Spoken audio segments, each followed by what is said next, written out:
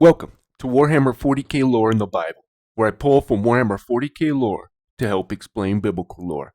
And today we're going over the Imperial Aquila.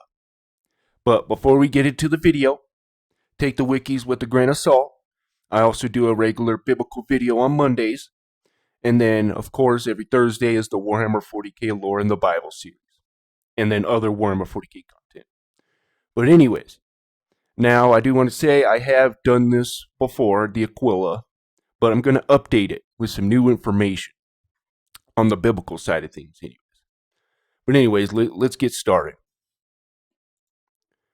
The Aquila, known in ancient times as the Palatine Aquila, is a two-headed eagle sigil which represents the entirety of the Imperium of man. This symbol is often prominently displayed on the chest guard of the transhuman warriors of the Adeptus Astartes, as well as commonly stenciled upon almost everything that belongs to the Imperium, including vehicles, equipment, and edifices.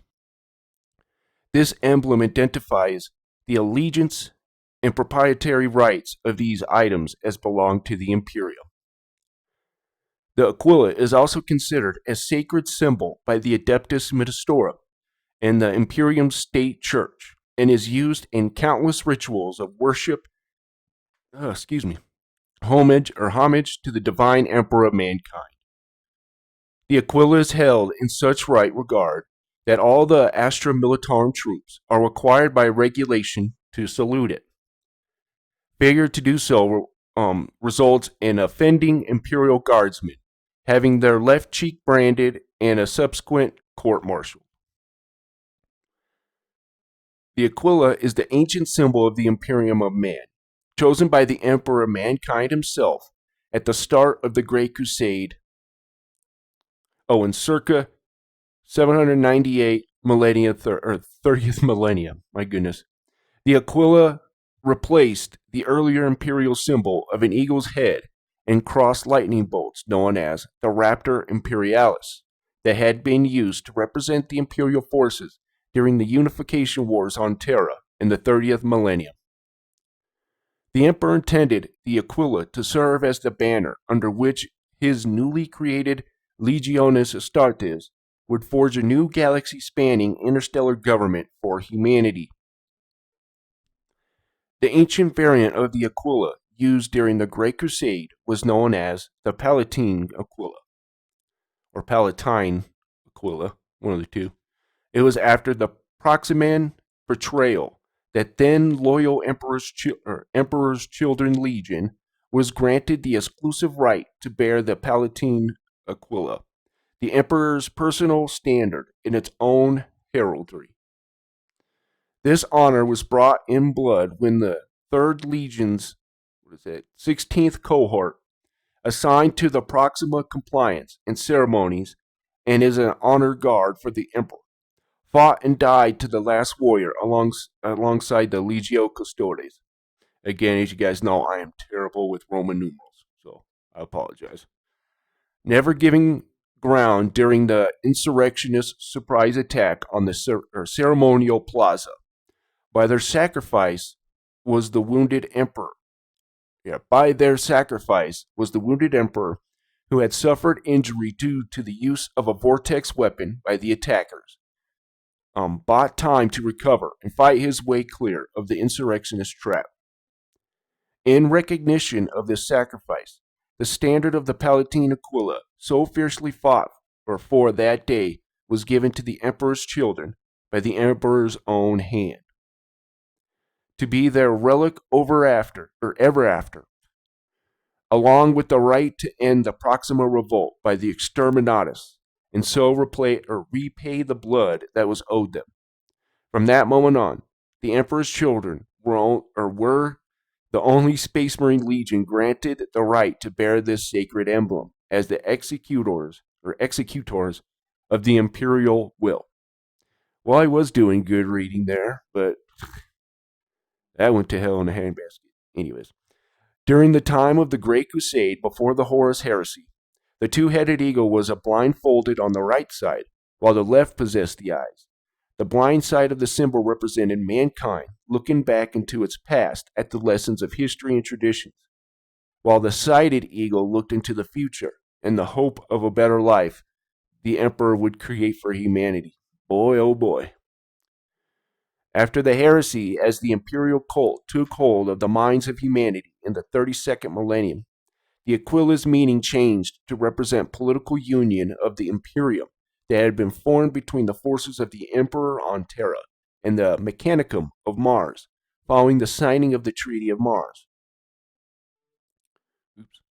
Space Marines in the wake of the second founding after the Horus Heresy sometimes use a different version of the Aquila on their weapons, chest plates, banners, and finials, known as the Imperialis. This ancient symbol consists of a winged skull and harkens back to the Horus Heresy when it was used by the Loyalist Space Marine legions and the troops of the Imperial Army in recognition of bravery and loss. Later, it became a badge of honor borne by the Loyalist units during the heresy. Now, in the 41st millennium, it is used more to symbolize the righteous victory of the Imperium over its many enemies in general, and it's awarded to Space Marines as a badge of honor following the victorious battle in which they participated. The Imperialis is intended to represent the Space Marines' slightly different relationship with the Emperor than the rest of humanity in the 41st millennium. Traditionally, the Adeptus Astartes do not believe that the Emperor is a deity, but revere him as humanity's greatest visionary and for the extraordinary sacrifice he made for the sake of mankind when he defeated Horus and allowed himself to be interred as a living corpse within the Golden Throne. The Astartes are willing to defend the Emperor's original vision of the Imperium to the last breath, despite his current existence trapped somewhere between life and death. We're going to get started on the biblical side here in Revelation 4:7. And the first beast was like a lion, the second beast like a calf, and the third beast had a face as a man, and the fourth beast was like of a flying eagle. Now, there are entities called the seraphim, which means the burning ones, right? It also means fiery flying serpent. So there's two entities, right? Let me show you something. This is ancient Chinese depiction, I think, or maybe not ancient, but a Chinese depiction, I should say, of a dragon and a phoenix. So, let me see if I can find a good picture of a phoenix.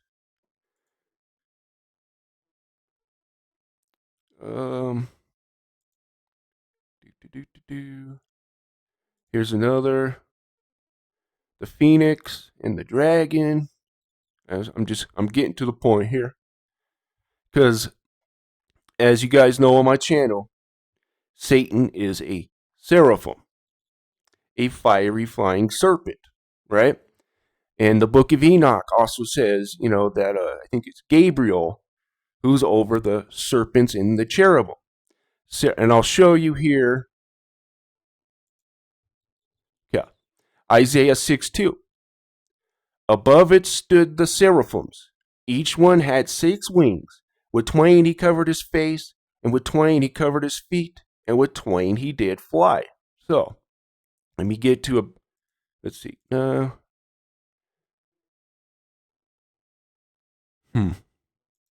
Hold on a second. Let's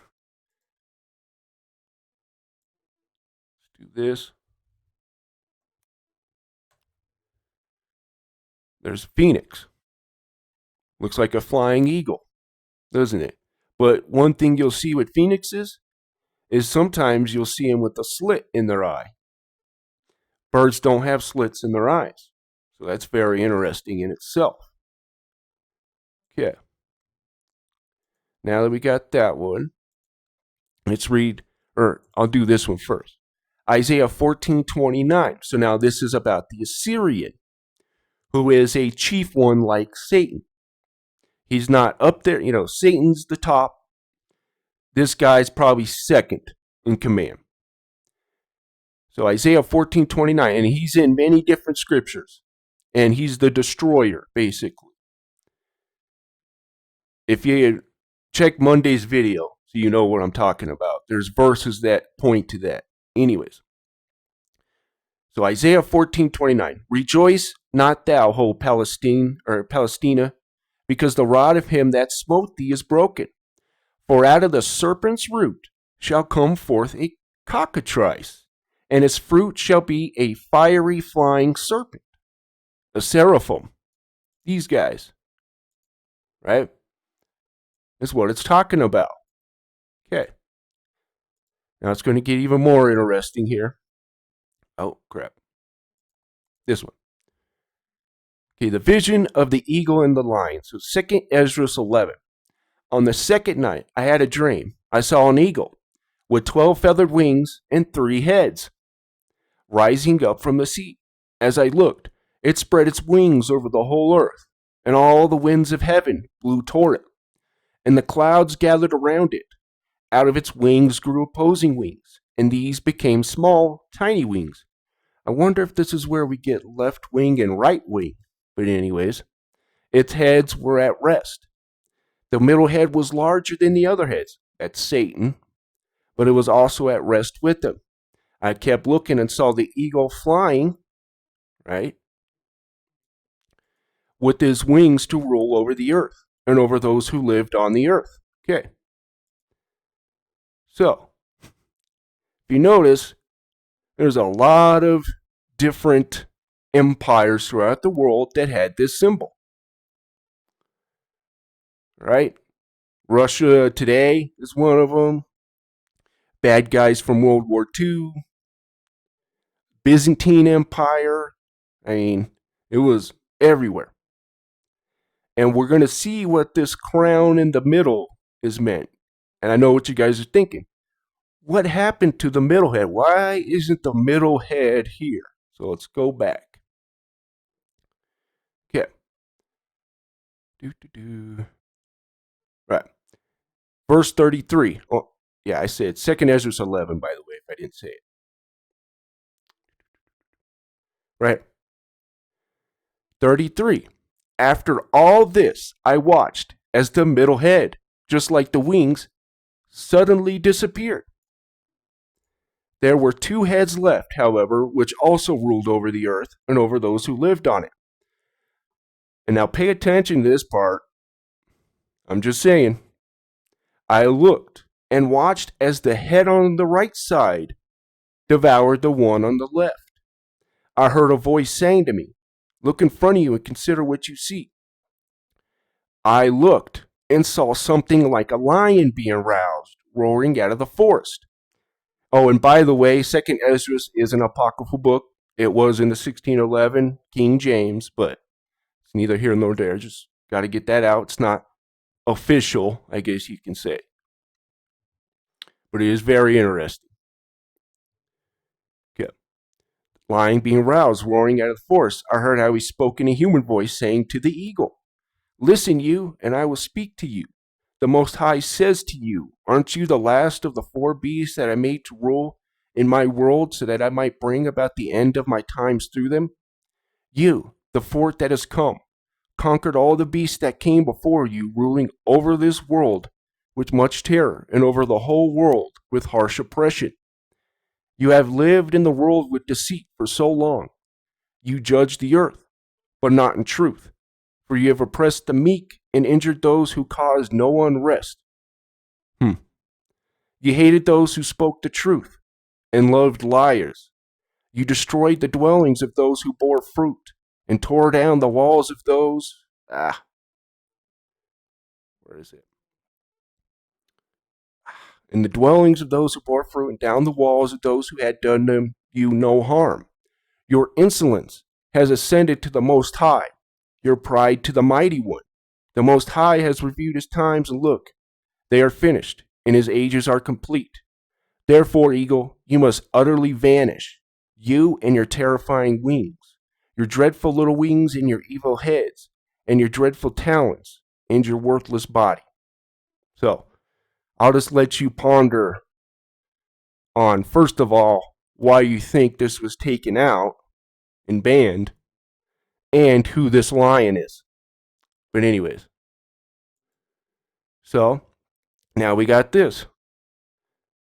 Here's the, seal, which not necessarily no harm, but there is a book called The Phoenix by Manly P. Hall, who says that this seal, let me see.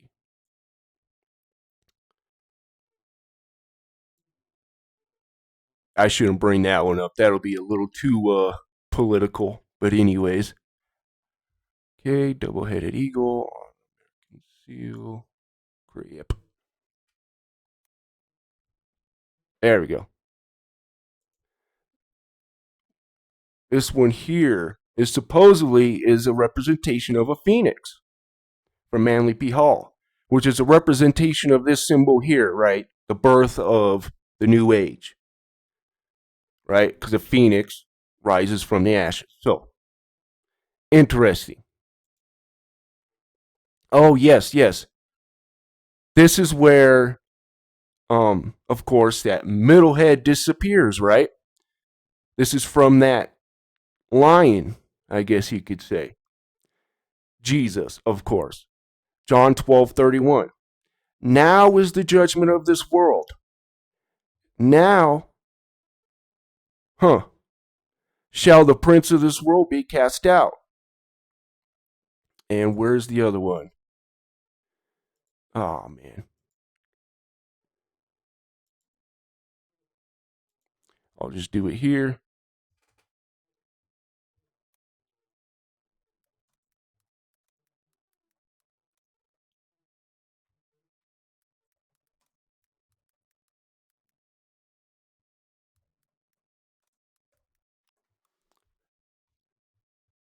I can't plug in my keyboard over here because I got to have all my plug outlets are used. So I apologize on that. So, right here, Luke 10:18.